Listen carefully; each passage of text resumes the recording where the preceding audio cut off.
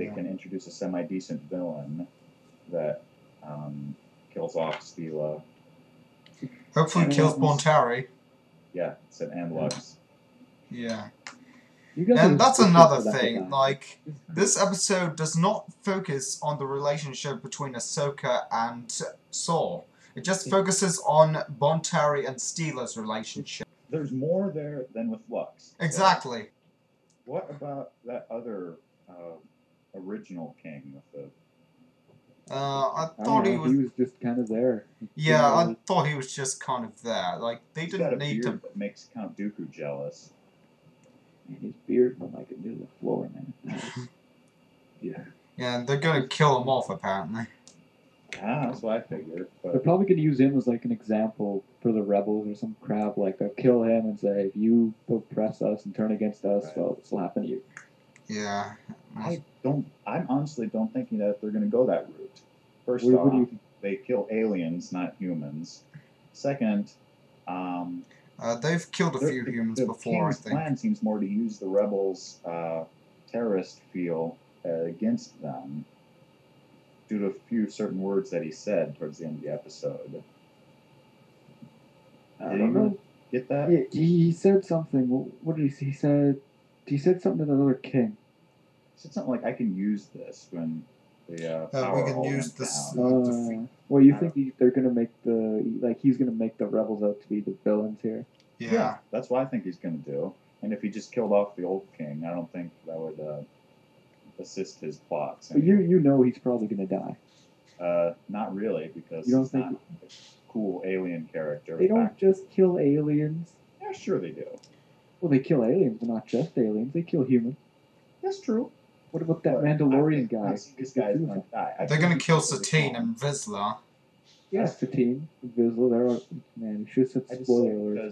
Because he's not a cool-looking character. He doesn't seem to have a beard. He's got a beard. He's got a really long-ass beard.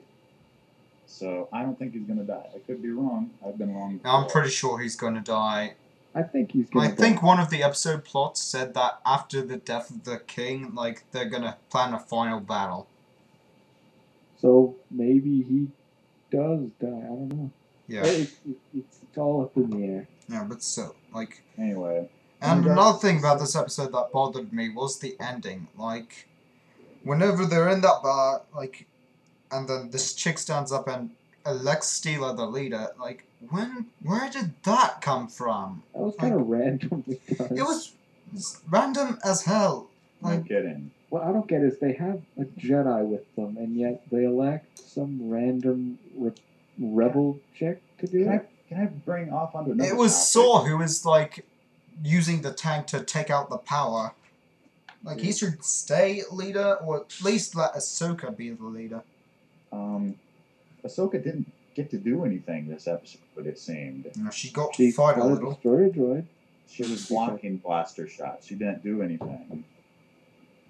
I think the reasoning is that they're supposed to not be interfering in this. Yeah. But if that's the case, her having her lightsabers out kind of shows that there's a Jedi involved with these rebels. Yeah. And eventually, sooner or later, they're gonna have to let her do something, because she's gonna have her... They're gonna lose this war if they don't let her take advantage of her abilities. Yeah. If she's gonna have her lightsabers fighting and blocking stuff, then why not actually use them for some offensive power? No, because Obi-Wan and Anakin, and the Council, they stated in the first episode that they cannot get involved. Yet they are quite involved. They're training the rebels. They're training the rebels to fight their own war. They can't fight the war for the rebels. They can only assist them. Yet Ahsoka was out there. I think we're dragging it along.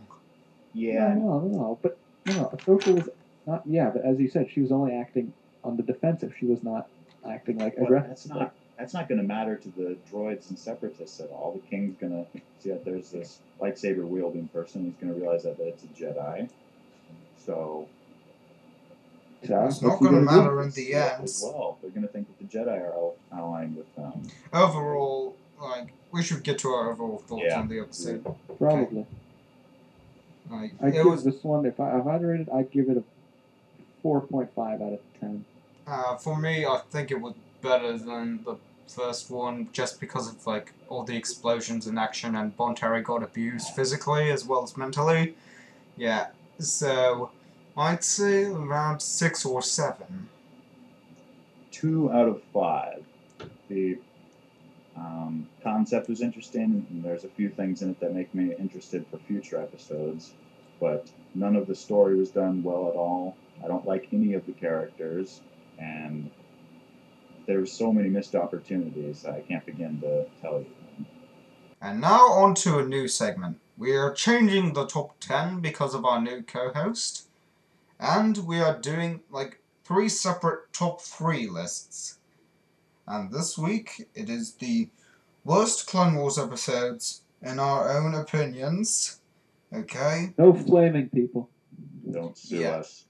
Please. If you don't like it, then... If you don't like our opinions, then we will kick you in the nuts. Okay? If you rated us, then you will lose your nuts. Okay? Okay, now. Right. Now, let's get started. I will go first, then Ronin, and then Batil. Number 3. Ghosts of... This episode... It takes a trilogy that already sucks so much, and it puts even more crap into that. Well, I think it's kind of an improvement over the first 2 episodes, but still, it sucked. It had a lot of material that they cut out. Revan. Yeah, and, like, you can tell the episode, like, had no thought, like... With the Qui-Gon's ghost in there, Anakin does not even, like, think about it after it shows up. Like, are they seriously not giving true respect to Qui-Gon? Liam Neeson for the win. Yeah. And then what else in this episode? Oh my god. Like, they almost screw everything up with that whole, like, Darth Vader future thing. And, like, they try to make it feel better because, like, they erase his memories afterwards, but it's not going to be forgiven. No. No. Put too much in there. Like, it's like a whole Darth Vader scene. Like, it should, like, not have been in there in the first place. The emo son lived too long. Like, I'm just glad that he's dead now. Okay? And, like, it proves that this entire piece of crap trilogy was, in fact, the big-lipped alligator moment. Corey, you got 2 more episodes to talk about. Number 2 is Overlords. What else can I say about this episode? It brought us into this place outside of the Star Wars universe, like, has, like, little to nothing to do with Star Wars in the first place, like, has all these things, even some slightly interesting things, like, Ahsoka's future, Qui-Gon appearing as a ghost. Like, none of them are even spoken of again. Like, it's like multiple big-lipped alligator moments inside of one big-lipped alligator moment. Like, the big-lipped alligator orgy. And it introduces the worst character ever, the son, the emo son. Number 1 is Altair. Okay, why is this one so bad? This is the worst episode of all time. Like, not just in Clone Wars, not just Star Wars, but all of time. Like, as the worst character ever. It kills off the only interesting new character. Seeing a pattern here. The daughter, like, oh my god, it almost destroyed Sam Witwer's career as an actor. Like, and it replaced Ahsoka with a dark side insult to everything. Like, everything. And also, this episode is another big-lipped alligator moment because most of the things in that don't even. Just for clarification, we are talking about. I can't help it. It's too much fun. Top 3, 2. You know how much I'm gonna have to censor that. Okay, let's cut to Ronin before Corey has a nervous breakdown. I promise not to be as crazy as that, but I am. Anyway, okay. First on the list, I've decided to change it. It's from what I originally had it as, but it is Revenge, actually. That is as 3 on the list. Yeah, sorry. it's your least favorite one. Right. Oh, okay. So, the problem with this episode was it pretty much ruined everything that they were trying to do, it seemed. The Maul was cool when he was first introduced in Brothers, though the spider legs were a bit odd. His insane rantings were quite dark, actually. But then suddenly he gains back his memories, gets some new legs, and then starts becoming a 2D stereotypical villain. It just suddenly came out of nowhere. The Maul I remember was dark, he was quiet, he was the silent assassin that never gave up. He's long gone. Yeah. Now he is basically Palpatine, except without being Palpatine's cool level. So, this episode was mainly just a huge disappointment. That's why it's on here. I was expecting a lot from it. So when it failed so miserably like that, the only things I did like about it had to do with Ventress and Obi-Wan's banter. I liked that. But, I mean, nothing else was good at all. Second on the list, Senate Murders.